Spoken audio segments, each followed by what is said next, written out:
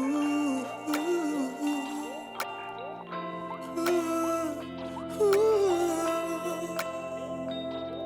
Yeah, yeah, yeah, yeah, yeah, yeah, yeah. Damaged. One man's trash is another man's baggage. Slow you down, I ain't going nowhere. Spacesuit on, can't breathe this air. I want to talk a little bit about the EOS R and my first impressions of it. I've been using it for a couple weeks now. I actually have to return it today. But I'm used to using the Canon 90D, which a lot of people probably know if you've been watching my channel. I recently actually got a hold of the Canon EOS R6, which is a lot similar to the 90D, except for it takes RF lenses, has dual card slots and IBIS, amongst a few other things. But essentially, is very similar in the capabilities. I've been using the R5 and I've been comparing it to everything else I'm doing. I've also been looking at it from a perspective of how well will this fit into anybody's workflow if it overheats. Basically, the things I've been doing, I've been trying to shoot stuff that's similar to what you would do on a project shoot or like a paid shoot.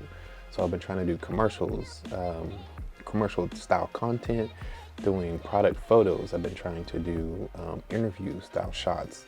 And what I've come up with is that it is actually a pretty good and viable tool for your workflow. But here's the thing, the price and the quality of the footage. The quality of the footage is great, but it's hard to edit. Now, Mac just released some MacBooks with the M1 chip, which apparently is really good at editing 8K footage. So it might not be such a bad thing going forward. But right now, with everybody and with the gear they're constantly using at this moment, it seems to be very difficult. Now,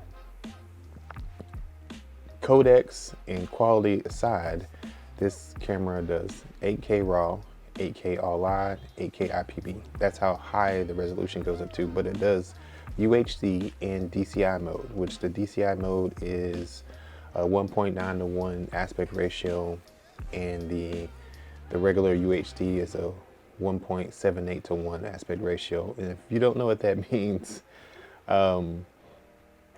then I'll throw something here on the screen so you know what I'm talking about. It's, yeah, some people don't know, so I'll go ahead and throw it up there.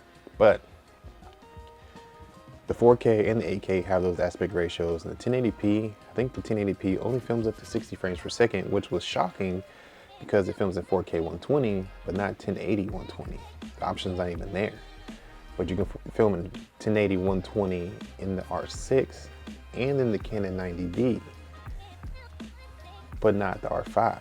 I mean, if you got 4K 120, why not 1080 120? Is this coming in a new firmware update sometime soon? I don't know. Maybe it's come out and I have missed the firmware update and it's available now, but as far as what I can tell, it's not there at the moment. But being able to shoot RAW on one SD card and JPEG on the other is a really cool benefit.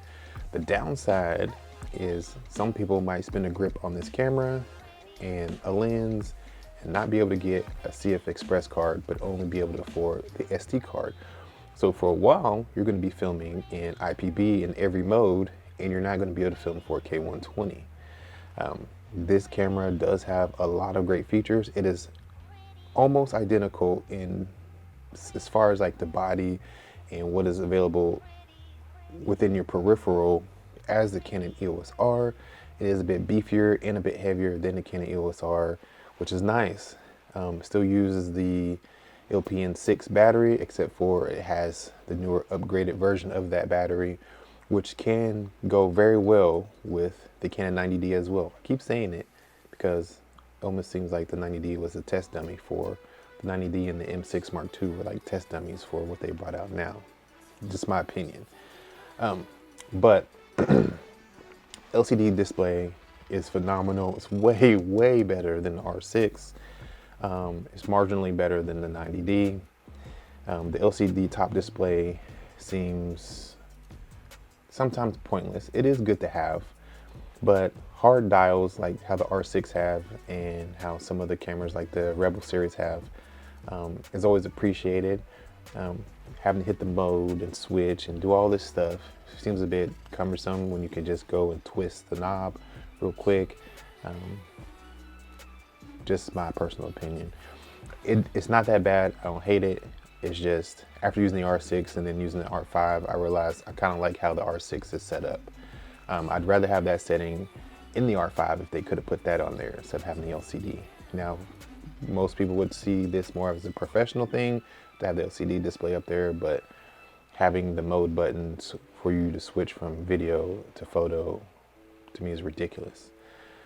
But now, one of the things I do like that I haven't seen in any other camera is that in the touchscreen, you can stop and record your footage within the touchscreen and you don't have to push the button on the camera. I found this out by accident because I was touching the screen and I was trying to hit the little Q symbol. I can't ever remember what the name of it is, but the little Q symbol, it's like a function button. It lets you go into your menu and adjust your settings in the screen real quick, like your ISO, your recording, aspect ratio, your white balance and all that kind of stuff. So instead of hitting that, I actually hit the start button. And I was like, why is it recording? And I thought about it for a minute and I hit that little spot again where it's a red circle or a red square. It stops and starts it. And I was like, wow, that's cool. I've always wanted them to do that, which was pretty awesome. It's also available in the R6 as well, which is a really nice addition. I think if they implement that in some of the other cameras with the touchscreen, it'd be great because, I mean, sometimes touching up there, especially if you're looking at the screen and you can just tap it instead of pushing that button on top. Sometimes this is a little better, just saying. Now, I do like the fact that it has all everything that you need, just like normal. You have your EVF, you have your scroll wheel, your playback button, your trash can button, you have your rate button, your menu button. Everything that you need is on there and available to you. The in-body audio isn't that bad either. It's actually pretty good. So I'm not mad.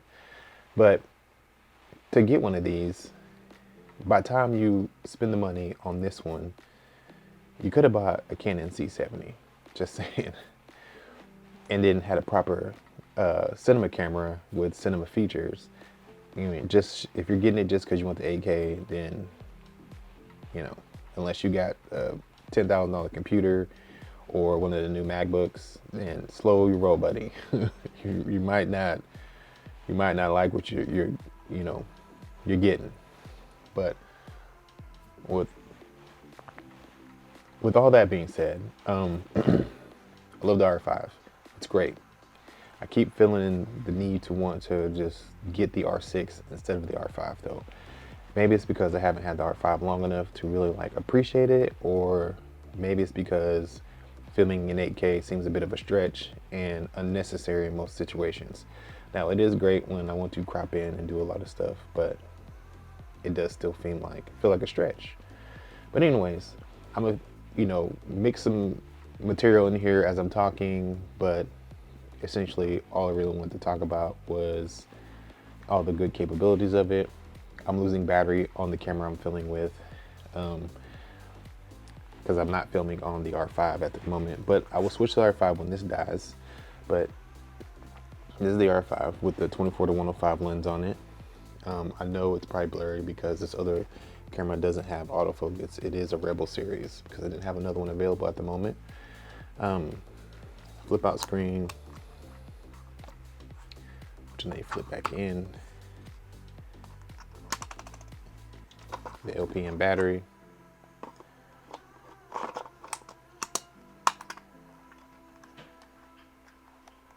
Oops. SanDisk SD card that you need. Let me pull it back here. Maybe, I don't know, it seems like I'm getting blurry in the frame. But yeah, you need your CF Express and you need a regular SD card.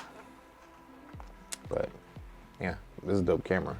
So I'm gonna go ahead and switch since this one is just, the battery just doesn't last on this one. Lasts a lot on this one, even in 8K, but it's freaking old Rebel series, no. But yeah, hold on. All right, so now. I'm filming on the Canon EOS R5, so this is what the image looks like. I got autofocus. Yeah, so instead of recording in 8K DCI like I normally do, or 4K DCI, I'm only recording in 4K IPB because the other camera I was recording in only goes up to 1080p, and so I didn't want to be too drastically off in image quality, which I'm pretty sure you're going to notice the image quality difference anyways. But yeah, it's not that hard. It's not that hard to pick out the difference in the quality. But I am at the same settings, 800 ISO, f4 1/50. If the quality looks different, you don't even have to have good eyes to see the quality difference. But as I was saying, if it hasn't been completely deleted in the camera, the other camera, was that the R5 is dope. After using the Canon 90D, then going to the R6, and using the R5 was the only one I was able to get to overheat, but that was because I was recording 8K all-I, and I was kind of in the middle of a monologue, just going and rambling for like 25 minutes unnecessarily, and then it finally started to give me the overheating indicator. Now, it didn't take long for it to cool down. I turned it off for like 20 minutes and started doing some stuff, and then I was like, wait, how long is this going to be off? So I went over there, turned it back on. It said I had 15 minutes to record after waiting for 20 minutes. Wasn't that big of a deal. Will definitely invest in the Canon EOS R5. I record in 4K IPB most of the time when I'm doing talking headshots. A few times I shot for the all-I and the C-log and stuff like that, but it's really unnecessary if you're just sitting here talking to the camera. Canon EOS R5, best camera I've used thus far. R6 might be what I might end up going for because I like the dual card slots. I like the ability to film RAW on one card and JPEG on the other. And since I have a lot of 128 gigabyte high-speed SD card slots, it's just like almost a no-brainer. But then I am going into school for filmmaking. That's what I'm in class for, digital cinematography. So the Canon C70 is looking pretty nice right now. I mean, I'm a photographer at heart, but I've been pushing that filmmaking button a lot lately. Yeah. Anyways, now that I've completely bored every single one of you that are still watching, thank you for stopping back by and checking out the video. And if you want to see me ramble more about cameras and talk about what I think of them, hit that subscribe button. Hit the bell to be notified. Make sure you hit a like or a dislike on the video. Leave a comment down below. Let me know what you thought, your opinions, and I'll see you in the next video. Maybe with a different camera. Maybe.